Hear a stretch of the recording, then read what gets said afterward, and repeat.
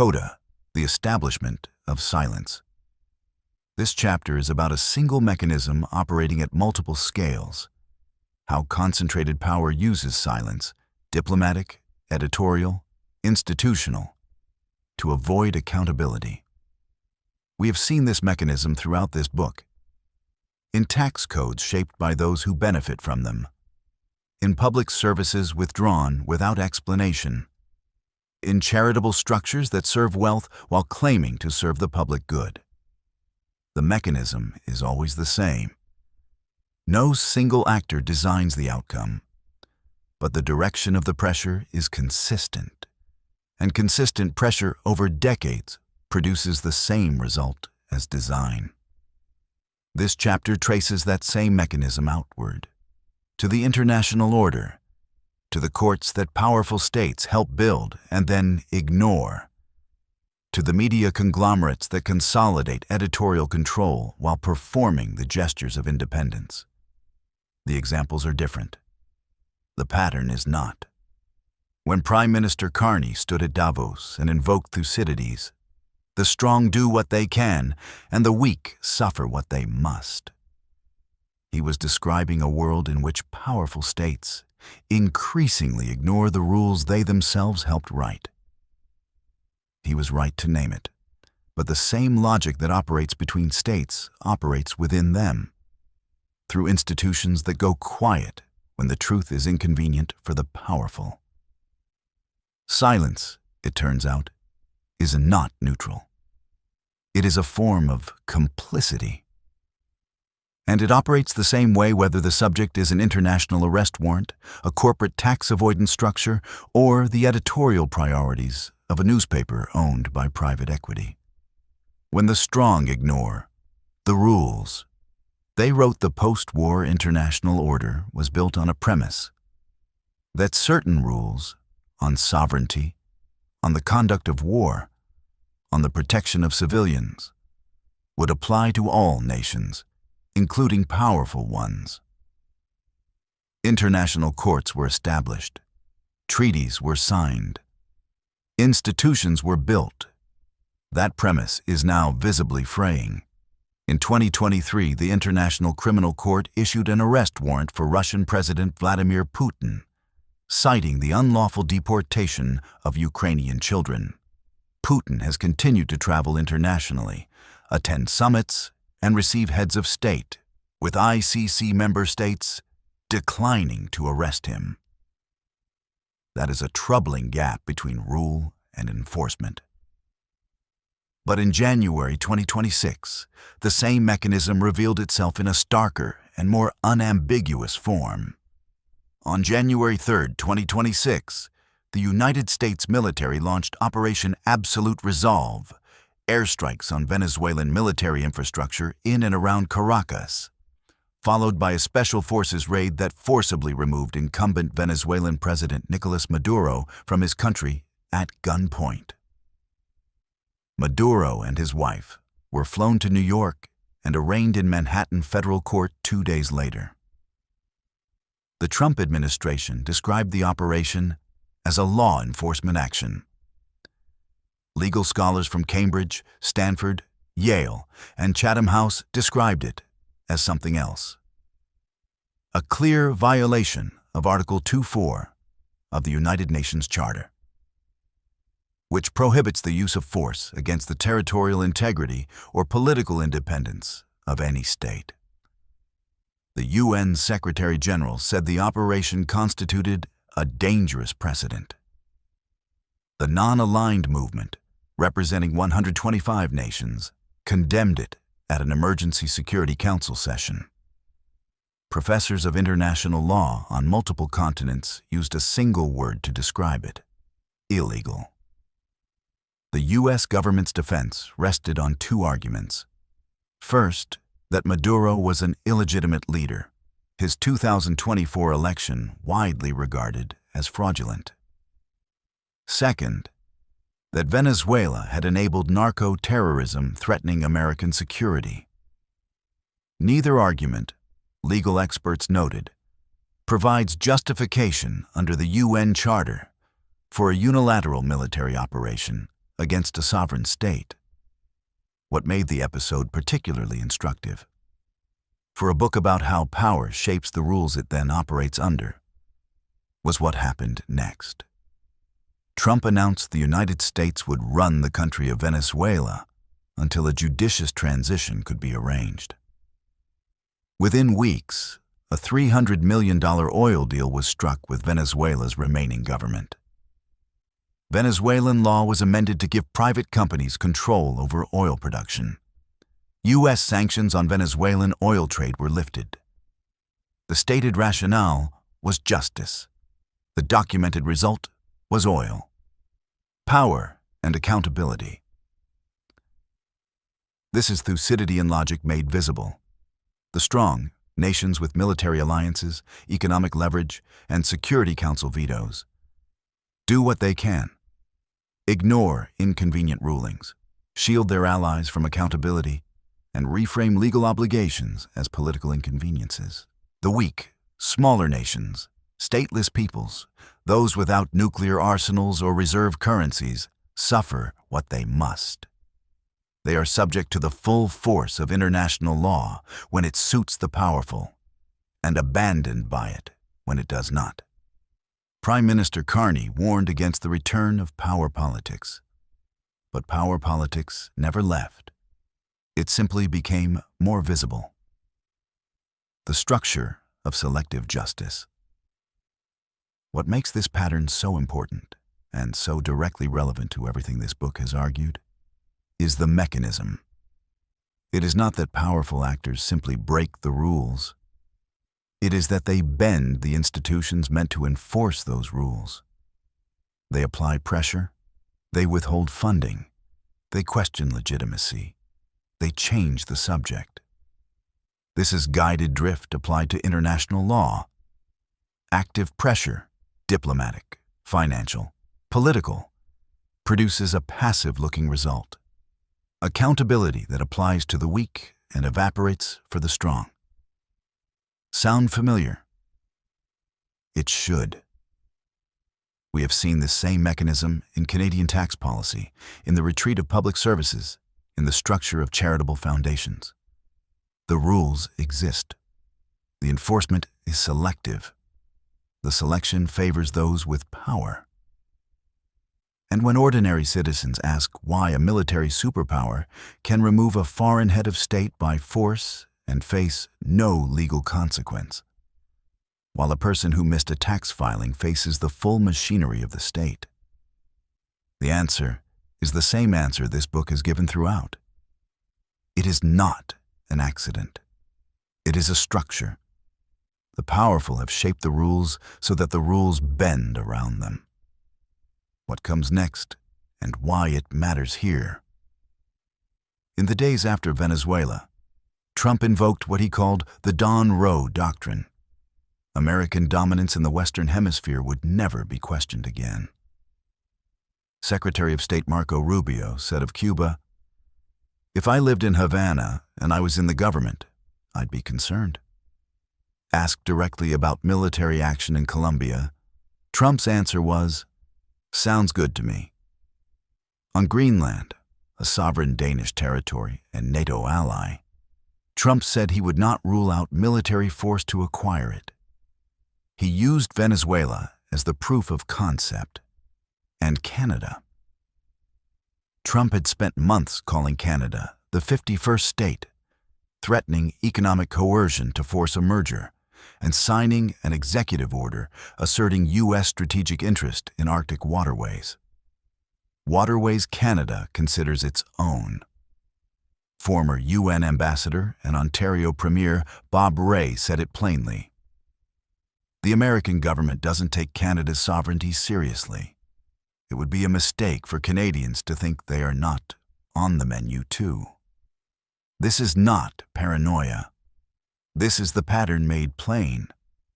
A world in which the strongest power removes heads of state by military force, sanctions the judges who might hold it accountable, and openly signals that the same logic applies to its neighbors, is a world in which the rules no longer protect anyone who cannot protect themselves. It is a world where the social contract between states, like the social contract within them, has been quietly hollowed out, not through a single dramatic rupture, but through the accumulated weight of choices that were each individually allowed to pass without consequence. The mechanism is the same whether the subject is a Canadian tax code or a Venezuelan capital. Consistent pressure applied by those with the power to apply it in one consistent direction, not conspiracy, not accident, guided drift. The complicity of silence. What enables this structure is not simply the power of those at the top. It is the silence of the institutions that surround them. Governments issue statements of deep concern. International bodies convene meetings. Leaders call for dialogue and restraint. The language is always careful to avoid naming who is responsible, who is accountable, and what consequence will follow. Deeply concerning is not accountability. Complex situation is not analysis. Both sides is not truth. Institutional silence, the careful, calibrated, lawyer-approved silence of governments and international bodies, is not neutrality. It is a position. It tells the powerful, you are safe. It tells the vulnerable, you are on your own. And the habit of silence, once cultivated, travels. Institutions that learn to stay quiet about one inconvenient truth find it easier to stay quiet about the next. The posture becomes the culture. The culture becomes the norm. The consolidation of the free press. If governments are one pillar of accountability, journalism is the other. A free press is not a luxury. It is the mechanism by which citizens learn what power is doing. Without it, guided drift becomes invisible drift. And in North America, that pillar is cracking, not from censorship, but from consolidation. In Canada, the picture is stark. Bell, Rogers, Postmedia, Chorus, and Quebecor control the overwhelming majority of television, radio, and print media in the country. 4 vertically integrated conglomerates, Bell, Rogers, Shaw, now Chorus, and Quebecor, account for roughly 55% of the entire Canadian media economy. Postmedia, which controls more than 100 newspapers and news sites, including the National Post and major dailies in every major city, is 66% owned by a U.S. private equity firm. In 2011, every Canadian newspaper except the Toronto Star that editorially endorsed a prime ministerial candidate endorsed Stephen Harper, representing roughly 95% of editorial opinion, despite Harper polling at barely a third of the electorate. In 2015, 17 daily newspapers representing 71% of expressed editorial opinion endorsed the Conservative Party. The owners of the Postmedia Group directed all 16 papers in their national chain to do so. In the United States, the pattern is the same at scale. In 2024, just 10 companies controlled a quarter of all U.S. newspapers, with 3 of the largest owned by private equity firms whose primary interest is not journalism, but return on investment. 7 corporations, including Fox, Disney, Comcast, and Warner Bros. Discovery, control the majority of what Americans see on broadcast and cable television. As media analyst A.J. Liebling observed decades ago, freedom of the press is guaranteed only to those who own one. The result is not propaganda in the blunt Soviet sense. It is something more subtle and more durable. The narrowing of what questions get asked, which stories get resources, which perspectives get platforms, and which truths get treated as truths. The myth of false balance. Into this narrowed landscape comes one of the most corrosive ideas in modern journalism: the requirement for balance. The premise sounds reasonable. Present both sides. Give equal time. Let the audience decide. It sounds fair. It sounds like journalism. But here is what it actually produces. When a climate scientist explains that the planet is warming due to human activity, a position supported by overwhelming scientific consensus, balance requires finding someone to dispute it. When economists demonstrate that certain tax structures entrench inequality, balance requires a spokesperson to argue the opposite. When historical record shows that a particular policy caused demonstrable harm, balance requires someone to defend it. This is not fairness. This is the manufacture of false equivalence. It treats established fact as one opinion among many, and in doing so, serves those whose interest lies in confusion rather than clarity. Truth is not a hypothesis. It is not a side. The earth is not flat because some people believe it is. A tax policy does not become equitable because its architects say so. A war crime does not become a matter of perspective because the perpetrator has powerful allies. And the requirement for balance, applied selectively, conveniently, inconsistently, functions as a tool for those who benefit from uncertainty. It is not coincidental that the loudest demands for equal time and hearing both sides tend to appear precisely when the evidence is clearest and the implications most uncomfortable for the powerful. Real journalism does not give equal weight to truth and its denial. It investigates, verifies, and reports. It names things accurately. It distinguishes between what is contested and what is established. And crucially, it does this without asking first whether the answer will upset the people who sign the checks. Ownership shapes what you see. The myth of balance becomes even more troubling when placed against the reality of consolidated media ownership. Because balance is not applied neutrally, it is applied selectively, and the selection reflects the interests of owners. When Bell Media's vice president meddled directly in CTV's news coverage during a CRTC review that affected Bell's business interests, it was not an isolated incident. It was a documented example of what concentrated ownership makes structurally possible. When Post Media directed its 16 papers to endorse the same candidate, it was not a coincidence.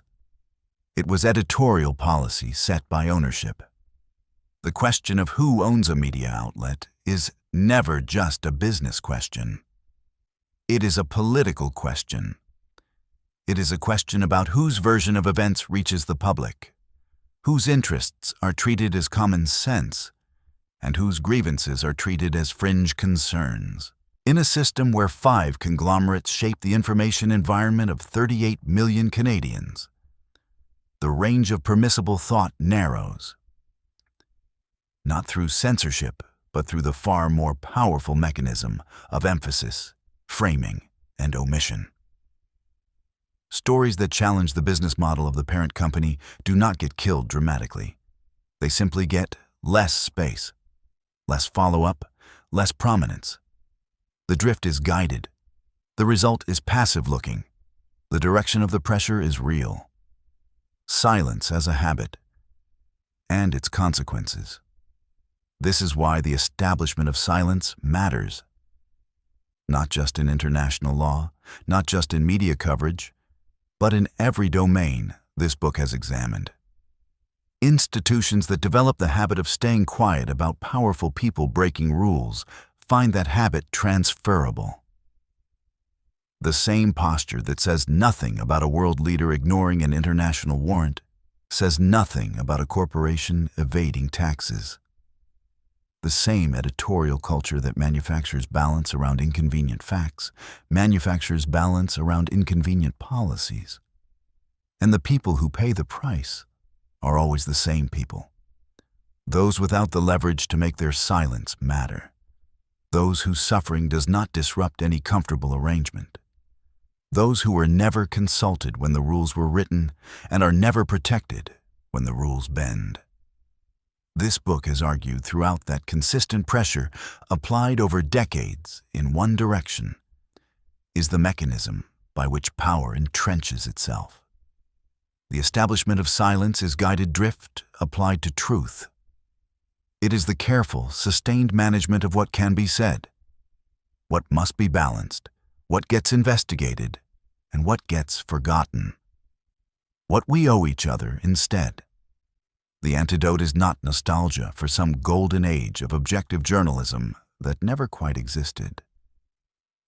It is the insistence, stubborn, unglamorous, ordinary, that truth is distinguishable from its denial, that accountability applies or it doesn't, and that the test of any institution is whether it holds the powerful to the same standard as the powerless. If international courts issue warrants, those warrants must be enforced, or the entire architecture of international accountability is exposed as a system that serves the weak and protects the strong. If journalism claims to serve the public, it must do so regardless of whether the truth inconveniences those who sign its operating budgets. If governments claim to uphold democratic values, they must apply those values to the structures of power within their own borders, not just in speeches about the international order. Truth is not a hypothetical theory. It is not a perspective. It is not one side of a debate that requires artificial equivalence to be fair. It is what happened, what is happening, and what the evidence shows. The establishment of silence depends on our willingness to accept managed ambiguity where clarity is available. It depends on our exhaustion, our distraction, and our quiet accommodation to a narrowing of what can be said. That accommodation is a choice, and it can be unmade. When institutions go silent, ordinary people must fill the void with honesty. When journalism narrows, citizens must widen it by sharing what they know, naming what they see, and refusing the false comfort of both sides when one side is simply wrong. The establishment has had its say. The pressure has run in one direction long enough. Now it's our turn.